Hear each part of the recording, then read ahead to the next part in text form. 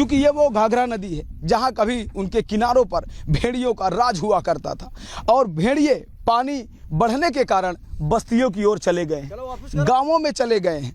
हाँ, तो आप देख सकते हैं कि किस, ये देखिए क्या ये तेजी से ऐसे ही जानवर ऐसे ही भागता हुआ भेड़िया निकलता है, जिस तरह से ये जंगली जानवर सब टहल रहे हैं। जब कभी उधर से रेस्क्यू होगा और भेड़िए को पकड़ने के लिए वन विभाग की टीम अगर उधर से भेड़िए को भगाएगी तो भेड़िया इस सरयू नदी में भी छलांग लगा देगा और पार भी कर जाएगा।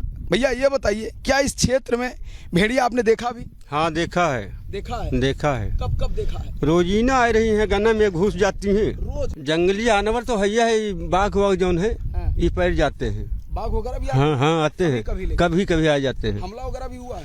हमला करते हैं लेकिन नहीं, आदमी डरन में घुस जाते हैं, घरन में है। नदियों में अगर उसको भगाने का प्रयास होगा तो भेड़िया इधर आ सकता है, यानी सरयू डाकने के लिए, पार करने के लिए लगा रहता है। डर तो लगता ही है। अब कब लौटेंगे आप लोग? अब हम तो वहाँ पर बंगला हमारा पास है तो वही पार आते हैं। अच्छा, उधर अब इधर नहीं आएंगे? आएंगे दूसरे तीसरे दिन आते हैं। आप लोग खेती के लिए उस पार जाते हैं रिस्क लेके। सोचिए कि कितना कठिन जीवन है। एक बड़ी घाघरा नदी काफी चौड़ाई है, देखिए लग रहा है कि कम से कम 2 से 3 किलोमीटर की चौड़ाई होगी और उसको पार करके उस पार जाएंगे सिर्फ खेती के लिए, और जब जाते हैं तो 2 से 3 दिन वहाँ रहते हैं, उसके बाद वापसी करते हैं। परिवार के लोग यहाँ पर आशंका और डर के साए में जी रहे हैं कि भेड़िया कब आए, कब हमला कर दे। तो सुना आपने राघवेंद्र, कब यहाँ पर हमला हो इसको लेकर आतंकित हैं, दहशत में हैं वहाँ के लोग। जैसे हमने आपको जौनपुर के बारे में बताया, वैसे देश के और ऐसे कई इलाके हैं जहाँ पर इन भेड़ियों ने लोगों को अपना निवाला बनाया, निशाना बनाया, उन्हें जख्मी करके छोड़ दिया है या मौत के घाट उतार दिया है। चलिए आपके सामने वो जानकारी जल्दी से रख देते हैं।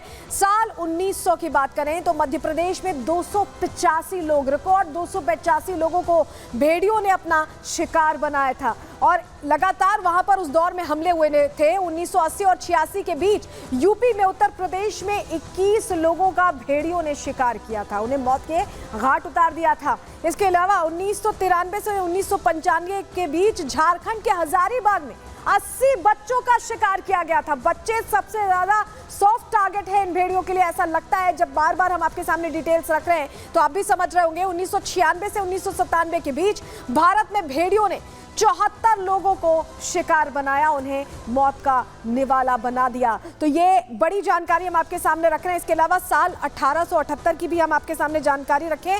पूरी दुनिया की अब डिटेल आपको दे देते हैं। अभी तक तो हमने आपको बताया कि भारत में कितना हुआ, लेकिन पूरी दुनिया में भेड़ियों का सबसे ज्यादा अटैक साल 1878 में हुआ था और इसे काले साल के तौर पर याद रखा जाता है, क्योंकि एक साल में 624 लोग भेड़ियों का शिकार बन गए थे। 624 लोगों को इन भेड़ियों ने जख्मी किया, मौत के घाट उतार दिया। लेकिन जिस तरह से दुनिया में, अभी हमने आपको बताया कि जैसे दुनिया में 624 लोग 1878 में शिकार हुए, एक और किस्सा है, एक और कहानी है जो दुनिया से आती है, जहां आपको बताया कि साइबेरिया में 400 भेड़ियों ने जब एक बस्ती को घेर लिया तब क्या हुआ। चलिए आपके सामने वो जानकारी जल्दी से रख देते हैं, क्योंकि 2013 में ऐसा हुआ था।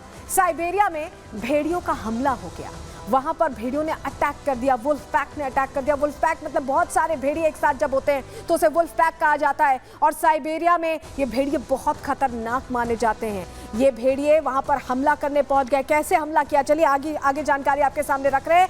400 भेड़िए, जो मैं आपको बता रही हूँ कि एक बस्ती को घेर लिया, 400 भेड़िए ने याकुत्स इलाका है जहां पर लोग रहते थे, उस इलाके को घेर लिया। लोग डर में रहने लगे। भेड़ियों ने बच्चों पर सबसे पहले अटैक शुरू किया गया। यहाँ पर भी बच्चे ही पहला टारगेट थे भेड़ियों के और उन पर हमला भेड़ियों ने करना शुरू कर दिया। 400 भेड़ियों का झुंड, आप सोचिए कि लोगों में कितनी डर होगी, कितना डर होगा। स्कूल से लौट रहे थे वो 6 बच्चे जिन्हें शिकार बनाया गया था। 2013 की घटना हम आपको बता रहे हैं। 6 बच्चे लौट रहे थे, उन्हें शिकार बनाया और जब उनकी मौत हो गई तो उस वक्त हाहाकार मच गया, लोगों की आत्मा कांप गई। 2013 का वो दौर आज भी जब लोग याद करते हैं तो तो उन्हें उनके रोंगटे खड़े हो जाते हैं। भेड़ियों को पकड़ने के लिए कई ट्रैप्स उस वक्त लगाए गए थे, 2013 में कई ट्रैप्स लगाए गए और बहुत लंबा वक्त लगा, लेकिन भेड़ियों ने इंसानों की चाल को भांप लिया था। बहुत शातिर होते हैं, बहुत चालाक होते हैं, यही वजह है कि उन्होंने इंसानों की चाल को भांप लिया और उस समय बहुत तेजी से बच निकले। इंसानों के इस ट्रैप में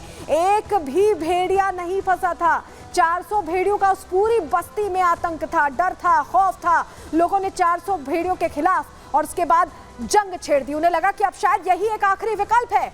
एक शिकारी का भेड़ियों के सरदार से सामना हुआ, क्योंकि लोग खुद सामना करने को तैयार थे अपने परिवार को, अपने बच्चों को बचाने के लिए। शिकारी ने भेड़िए के सरदार को ढेर कर दिया, यानी फिर अल्फा मेल जो था, जो उनका लीडर था, उसे ढेर कर दिया गया। अपने सरदार के ढेर होते ही भेड़ियों का जो पूरा गैंग था, जो पूरा वुल्फ पैक था, उन्होंने हार मान ली। भेड़ियों का झुंड उसके बाद अपने इलाके में वापस लौट गया। ये 2013 की पूरी घटना जो हमने आपको बताई, और इससे सबक लेते हुए यही वजह है कि बहराइच में सबसे पहले उस आदमखोर को पकड़ा जा रहा है जो इन्हें लीड कर रहा है। लेकिन जहां जहां भेड़िए रहते हैं वहां वहां इंसानों की धमक है और उन्हीं इलाकों में ये पहुंचते हैं। और हम ऐसा क्यों कह रहे हैं, जानकारी के जरिए चलिए आपको बताते हैं।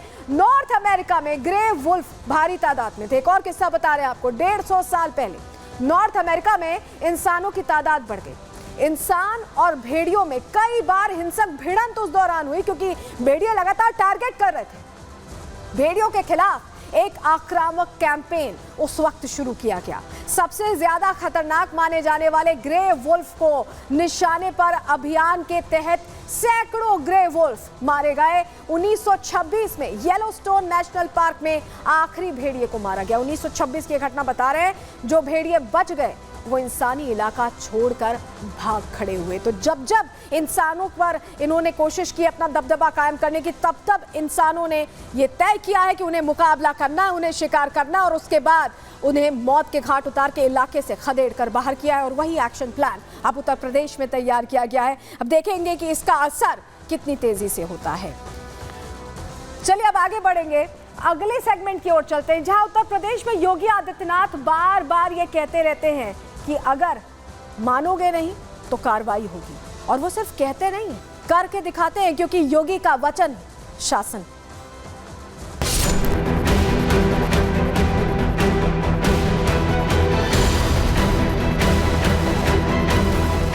सात पीढ़ियों ने जो संपत्ति बनाई होगी उस संपत्ति से भी वंचित हो जाओगे। भ्रष्टाचारियों की इन संपत्तियों को सार्वजनिक उपयोग के लिए वो आज लेकर के आना चाहते हैं।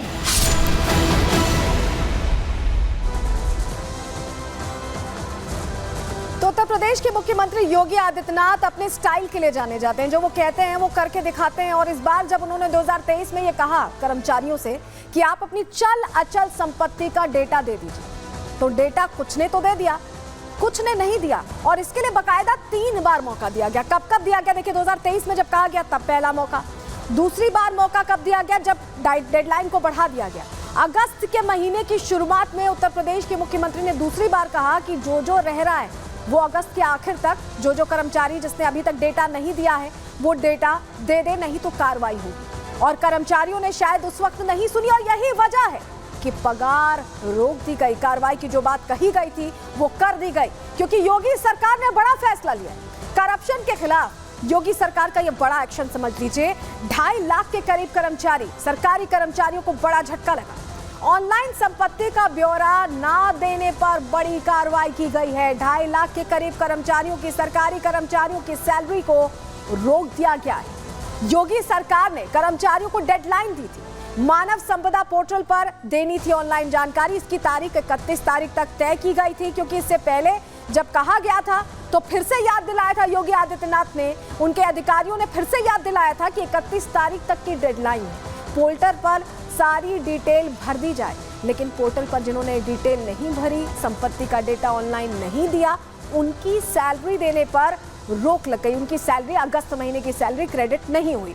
चल अचल संपत्ति का पूरा ब्यौरा देना था, क्योंकि ये बहुत जरूरी है। बहुत से जो सरकारी कर्मचारी हैं वो पैसे बना रहे हैं, कहां से पैसों की उगाही कर रहे हैं, कहीं भ्रष्टाचार, कहीं अंदर खाने तो नहीं चल रहा है। इसको लेकर यह आदेश दिया गया था। इस आदेश का बड़ा मकसद था लेकिन इस मकसद को शायद कुछ अधिकारियों ने, कुछ कर्मचारियों ने नहीं समझा। मुख्य सचिव ने 31 अगस्त तक डेटा देने को कहा था। 31 अगस्त से पहले भी मैंने आपको बताया कि 2023 में ये बात सबसे पहली बार कही गई। 2023 में कह दिया गया कि डेटा दे दीजिए, उसके बाद फरियाद दिलाया गया साल खत्म होने पर कि डेटा दिया कि नहीं, और उसके बाद 31 अगस्त का फिर से मौका दिया गया, यानी तीन बार ये मौका दिया गया कि आप डेटा दे दीजिए, लेकिन ब्यौरा नहीं दिया गया। और जब वो ब्यौरा नहीं दिया गया तब वेतन रोकने की हिदायत दी गई थी। मुख्य सचिव के आदेश के बाद भी हीला हवाली दिखाई दी, कहीं ना कहीं ढिलाई दिखाई दी। शायद कहीं कुछ गलती थी, कुछ कर्मचारी ऐसे थे जो बहुत टेक्नो सेवी नहीं थे, उनकी बात समझ में आती है, लेकिन कुछ कर्मचारियों ने जानबूझकर ये जानकारी छुपानी चाहिए। उनको लगा कि आई गई बात हो गई होगी, लेकिन आई गई नहीं हुई बात। कर्मचारियों की सैलरी रोक दी गई, फैसला ले लिया गया और उस पर इम्प्लीमेंटेशन भी दिखाई दिया। हम क्यों कह रहे हैं कि 1 साल पहले योगी आदित्यनाथ ने कहा था, जरा सुनवा देते हैं उन्होंने क्या कहा था 1 साल पहले, जिसके बाद भी कर्मचारी समझे नहीं शायद, और यही वजह है कि उन्होंने बहुत हल्के में लिया उस बात को।